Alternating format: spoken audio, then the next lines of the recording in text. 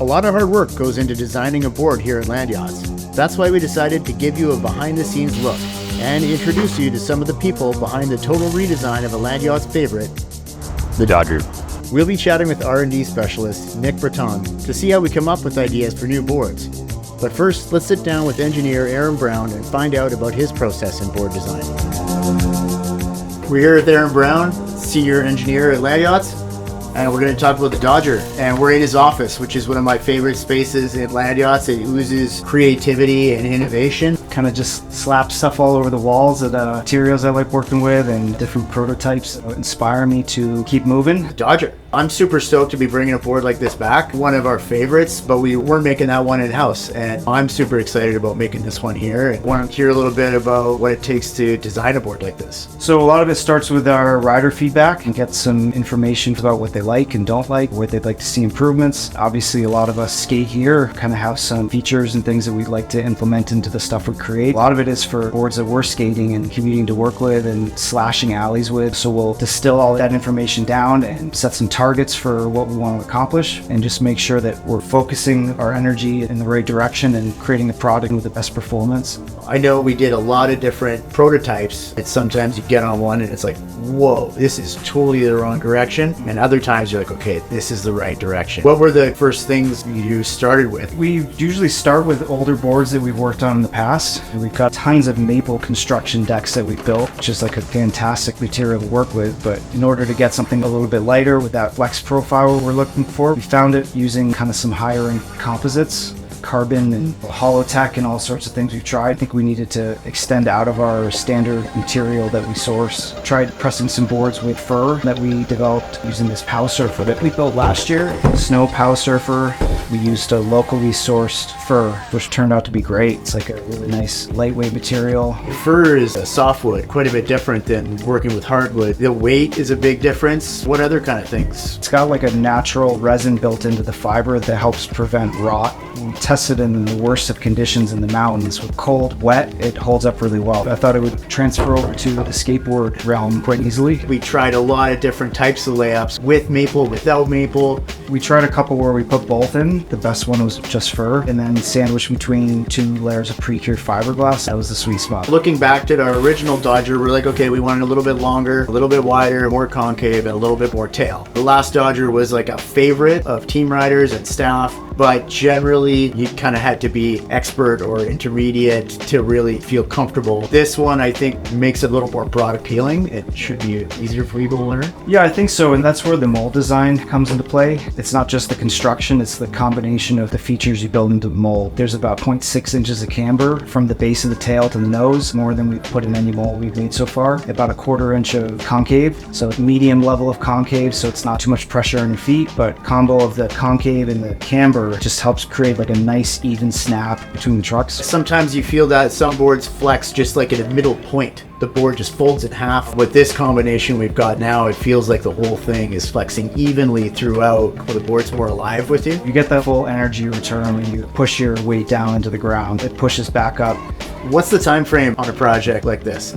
I'd say from end to end, it was about 6 or 7 months. Start working on this in the summer when the weather's nice and accelerate along with it, and then the winter hits and we lose motivation, so things kind of slow down a little bit. And then once the weather gets nice again and we've had time to think about everything, and once you revisit it again, you realize you want a little bit more tail or you want a little bit less wheelbase. It's kind of never finished. Things were kind of wrapped up in October and we started making the molds and the tools and everything. And then it was kind of funny, a couple weeks ago you brought up the board and you're like, this doesn't have enough tail.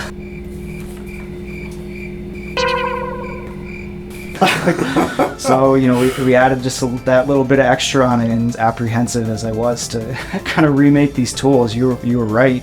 Yeah. I stood on it and it's like definitely it needed that change. It's minor little differences, and both of us could probably be accused of being hypercritical with things like this, but it matters. And that's how you make the best boards. Yeah, exactly. Awesome, man. We'll look forward to skating with it as soon as it stops snowing. Yeah.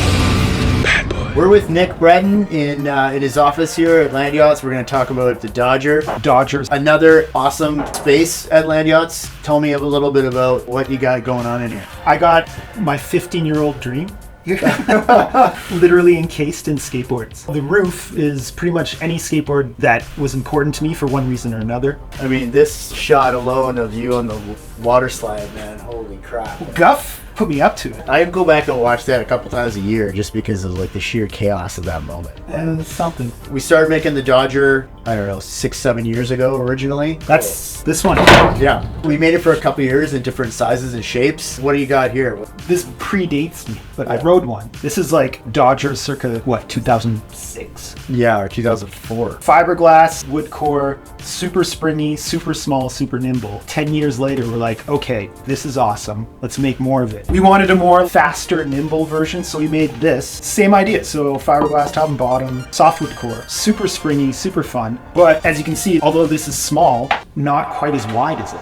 So it was a very long, not wide, narrow board, but it was awesome. So let's make it better for everyone. So this is the life cycle of developing this board. I don't even have them all here. So I put my flavor on the first version, which is like a downhill raceboard shape. Maybe not for everyone. Some people like tail. I like tails too. We went through different revisions. Like, well, what if we change the wheelbase to this? What if we change the construction? Let's make it a bit longer. We changed molds throughout the way too. This one's got different curvature in the nose. The latest one ended up with more camber and bigger tail. That's the testing process. We make it, we try it. How does the shape get kind of nailed down? I come up with a shape and then 90% of the time people say, let's change that. And I'm like, no. And then we change it and then it's like, yeah, okay, that's better. It's definitely collaborative. How many different people are involved in having input on this kind of thing? We make this stuff, we also ride it. So everyone in the building sees what we're making and they're like, whoa, this is cool. Or have you considered this? Or we have friends, we have team riders, people who we skate with and they ride it. And sometimes it's just like, that's sweet. Can't wait to see it on the shelves. Sometimes they're like, it would be nice if maybe it was like so-and-so and we might try that. Friday beers around here when we've got a new prototype. Oh, yeah. Guys hanging out after work. The nerdiest skateboard conversation that ever happened. Just talking about quarter of an inch here, centimeter there. Oh man, a fraction of an inch makes a huge difference on a skateboard. It can be very serious. How do you choose components for a setup like this? It really depends. We offer oftentimes multiple complete options, sometimes one, sometimes two. I can say with 100% confidence that the stock complete is great. It works the best. On most skateboards, not all, but on most, what I would look for is you rail match the width of your trucks and the edge of the board at its highest point to the edges of the wheels. That gives you natural weight distribution over the trucks and how they compress the bushings. You also think about what are you going to use it for. If I'm thinking of this kind of board, I'm thinking wheels that are going to roll fast, trucks that are going to be turny that you might end up grinding. Traditionally, a regular style skate truck works a lot better with a tail. So I would always opt for that as the number one option. We have a huge selection of trucks, huge selection of wheels. Is it going to get wheel bite? I make sure no. And then we just make it as fun as possible with the tools in our closet. So what's the setup? It will be Polar Bear 130s and doozies. So they're big, they roll quick, they're stone ground so you can kick them out, but they're quite wide so they have a lot of traction. You can put bigger wheels on, but that becomes a skill issue then, because you got to know where the limits of the turn radius is. Let's say you don't know anything about anything, you hop on the skateboard, it won't wheel bite. But if you've got a good handle, you can ride bigger wheels. I can tighten the trucks and I know the limit of the lean, throw on the 70s. I look at a lot of the top level skaters we've worked with and they have the most insane setups ever. Alex will ride like death traps all the time, but he never gets wheel bite and bails. It's personal preference. You got to take some ownership. You can leave it stock and sweet, great. Or you can make it your own, but you're messing with geometry. You just gotta know what you're doing, or learn from mistakes or successes. Can't wait to shred this thing with you, man. Right on. Let's get this snow out of the way and we'll go skate. Put her there. The Dodger.